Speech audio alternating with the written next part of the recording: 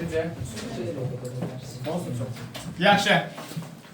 Albaniya Sasanilər dövründə bildiyiniz kimi Albaniya erdən əvvəl 4-cü əsrdə yaranmışdı və Atropatenlə bir yerdə. Lakin Atropatenlə fərqli olaraq Albaniya öz müstəqilliyini bizim eranın əvvəllərində qoruyub saxlaya bilmişdir. Elə qoruyub saxladığı üçün də, daxil üçün qoruyub saxladığı üçün də mövzulardan biri də Albaniya Sasanilər dövründə erkən feodalizm dövrünə götürəcək. Bu dövrdə Albaniyanın bəzi mənbələr Albaniyanın Arşaki sülaləsini 1-ci əsr verir, bəziləri 3-cü əsr verir. Amma məntiqən hardasa bir yerdə 3-cü əsr daha uyğun gəlir. Çünki Parfiya Arşaki dövləti 3-cü əsrdən etibarən başlayır, əvvəllərdən etibarən işğal etdiyi torpaqlarda bütün dövlətlərin daxili müstəqilliyini ləğv edib özünün sülaləsinə yaxın sülalə təyin edildikləri üçün buradan ona uyğun gələcək. Arşakilər Albaniyada hakimiyyətdə olmuşlar 1-ci və yaxud da 3-cü əsr 510-a kimi hakimiyyətdə olacaq. 510-cu ilə kimi. Birinci nümayəndəsi 1-ci Qoçaq və yaxud da Cəsur Vaçaqandır. Qoçaq Vaçaqan dövründə bir cümlə ifadə edirsiniz. Albaniyanı mərkəzləşmiş vahid şəkildə birləşdirəcəkdir. Yəni vahid Albaniya dövləti yaradacaq. Yəni şimalı vahid halda birləşdirəcəkdir. Sonra 1-ci Vaçen dövründə Albaniya 3-cü əsr tarixinə təsadüf eləyib. Roma pərəst siyasət yeridəcəkdir. Roma pərəst siyasət yeridir. Roma pərəst siyasət yeridir. Sasanlərə qarşı mübarizə aparacaq. Bu vaxt yaxın və orta şərq uğrunda və Qafqaz uğrunda belə deyək də Sasanlə Roma müharibə aparırdı. Bu vaxt Romada hakimiyyətdə Valerian idi. Bunu Roma tarixində izah eləmişəm. Sasanilər isə 1-ci Şapur idi. 260-cı ildə Valerianla Şapur arasında döyüş baş verir və ikincinin qələbəsindən başa çatacaqdır. Və bundan sonra Şapur götürür bütün qonşu dövlətlərə məktub yazır ki, bəs mən Valerian üzərində qələbə qazanmışım, hətta Valerian əsir götürmüşdü və hamı mənə tabi olsun. Təbii ki, 1-ci Vaçe bununla razılaşmır, amma 262-ci il Sasani Alban toqquşmasında asılılığı qəbul eləyəcəkdir. Beləliklə Atropatenanın 227-ci il tarixinə oxşar cəhət və yaxud da 3-cü əsr tarixinə oxşar cəhətdir ki, Albaniya Atropatena ikisi də Sasani dövlətinin tərkibinə daxil olur. 1-ci Şapur bu dövrdə Arşakilərin varlığına son qoyur, yəni bir müddətlik. Yəni 262-də 272-yə kimi Sasani mərzibanları dövləti idarə edir. Albaniya daxil müstəqilliyə son qoyacaqdır. Biz hardan bilirik ki, Albaniya Sasanilərin tərkibindədir? Nəqş-ül-Üstəmdə abidə var. Əhəməni imperiyasından qalan bir abidədir. Hökmdarlar öz qüdrətlərini və işğallarını orada qeyd edirlər. Sasanilər də özlərinə Əhəməni dövlətinin davamçısı hesab elədikləri üçün bunu davamlı şəkildə həyata keçirirlər. 1-ci Şapurun Nəqş-ül-Üstəmdəki qoydurduğu yazılı abidədə qeyd olunur ki, 1-ci Şapur, Atropatena, Albaniya, Sak bölgəsi, Sak dediyimiz indiki Qarabağ bölgəsi, Paytakaran bölgəsi, bu bölgələrin hamısının sahibi elan olunur və biz oradan bilirik ki, Albaniya Sasanilərin tərkibinə daxil olmuşdur. Lakin 4-cü əsrə gəldiyimizdə Albaniya öz daxili müstəqilliyini yenidən bərpa edəcəkdir. Bu vaxt hakimiyyətə Urnayer gəlir. Urnayer hakimiyyət dövrü 313-371-ci ilə əhatə edilir. Elə gəldiyi ildə 313-cü ildə xristianlığı rəsmi din qəbul edir. Baxın, uşaqlar, belə deyək də, xristianlıq Albaniyada yayılıb 1-ci əsrdən. Bizim eran 1-ci əsrdən. Albaniyada xristianlar 1-ci əsrdən var. Amma dövlət 4-cü əsrdə rəsmi şəkildə qəbul edilir. Yayılmaq başqa bir şeydir. Bunu dövlət səviyyəsinə qaldırmaq tam başqa bir şeydir. Başa düşdünüz nə istəyirəm? Yəni sizə sual testologiyada hər zaman belə bir çaşdırıcı məqam var ki, Albaniyada xristianlıq 4-cü əsrdə yayıldı. Xeyr, 1-ci əsrdə yayıldı. Sadəcə 1-ci Urnayer bunu rəsmi şəkildə qəbul edəcək. 313-də xristianlıq rəsmi dövlət dini kimi qəbul edir. Lakin xristian olmasına baxmayaraq Urnayer Albaniyanın daxili müstəqilliyini qoruyub saxlamağa çalışırdı. Bunun üçün isə Vaçedən fərqli olaraq Sasanilərlə dost, Roma ilə düşmən idi. Urnayer'in dövründə 359 Amid və 371 Dizral döyüşləri olur. Amid döyüşündə 359-da Sasani və Alban qüvvələri qələbə qazanır. Romanı məğlub eləyir. Bu Romanın Fraspa və 38 döyüşünə, üzr istəyirəm, 53 və bir də 36 Fraspa döyüşünə oxşayacaqdır. Karra və Fraspa ilə oxşayacaqdır Romanın məğlub olması. Lakin 371-də Dizrav döyüşü ilə Albanlar belə deyək də məğlub olacaqdı Sasanilər. Hətta Albaniyanın 4 vilayəti Uti Şakasena Kolt Girdiman itiriləcək. Albaniyanın 4 vilayəti Uti Şakasena Kolt Girdiman itirilməsi müasir xəritəyə baxanda bu ərazilər nəzərdə tutulur. Bugünkü Ermənistan bölgəsi. Bax, Gürcüstan və Ermənistan bölgəsi. Uti Şakasena Kolt Girdiman. Bax, bu ərazilərlə tamamilə. Bunların hamısı bir Girdiman bölgəsi Goranboy, indiki Goranboy bölgəsidir, amma hardasa yenə Qərbi Azərbaycana doğru gedir. Yəni bunların hamısı 371-də itirir. Elə Urnar özü də 371 döyüşündə, Dizrav döyüşündə ağır məğlubiyyətə uğrayır və yaralanır, elə o döyüşdə də öləcək. Bu mübarizə 387-ci ildə, artıq bu Urnarin dövrü deyil, 387 Sasani Roma arasında müqavilə bağlanır və Dizravda itirilən torpaqları Albaniya geri qaytarır 387-də. İndi bir şey var. Sual düşsə ki, 4-cü əsrin 80-ci illərə Albaniya tarixçi xarakterli xüsusiyyət nə deyirsiniz burada? Albaniya öz ərazi bütünlüyünü tam söndürərək, asla çıxarsın. Öz ərazi bütünlüyünü bərpa edir. 4-cü əsrin 70-ci illər tarixinə dediyimizdə isə Albaniya torpaqlarını itirmiş hesab olunur.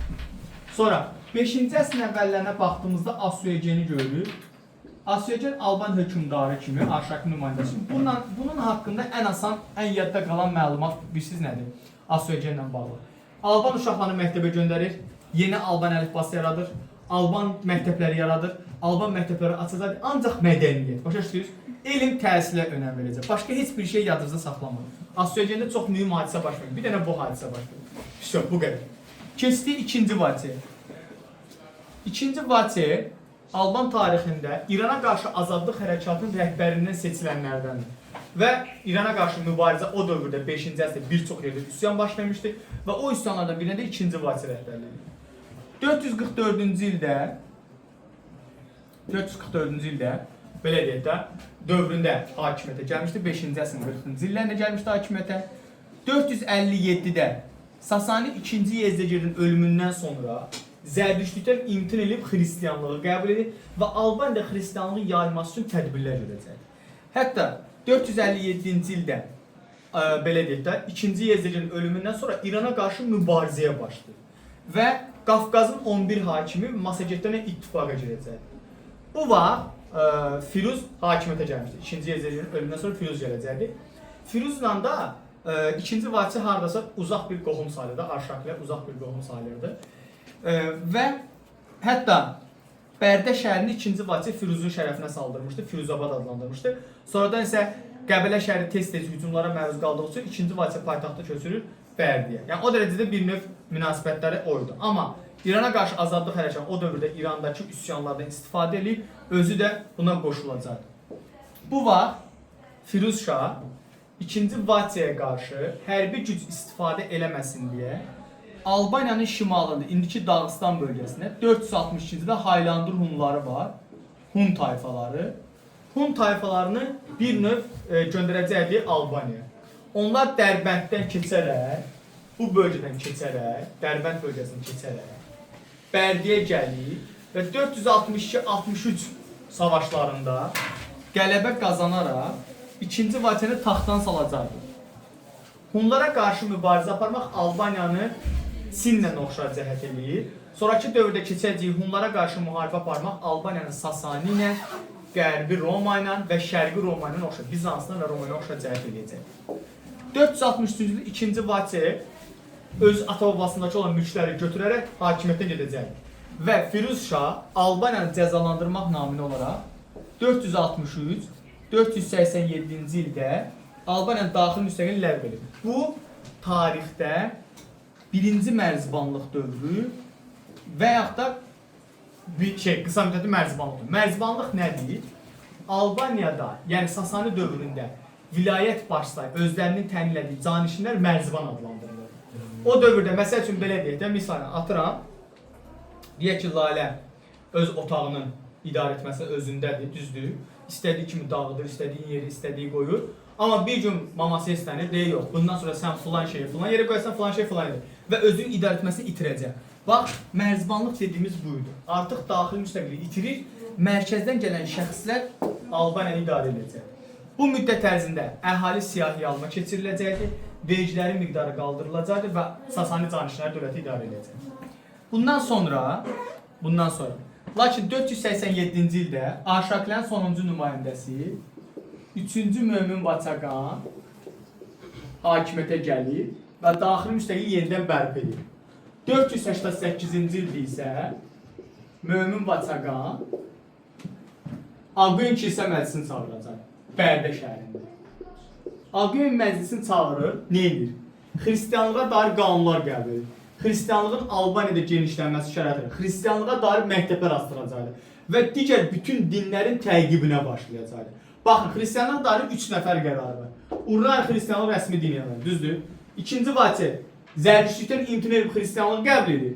Üçüncü Mömin Vaçaqan isə xristianlığa dair məktəblər açdırır və xristianlığı yaymağa başlayır.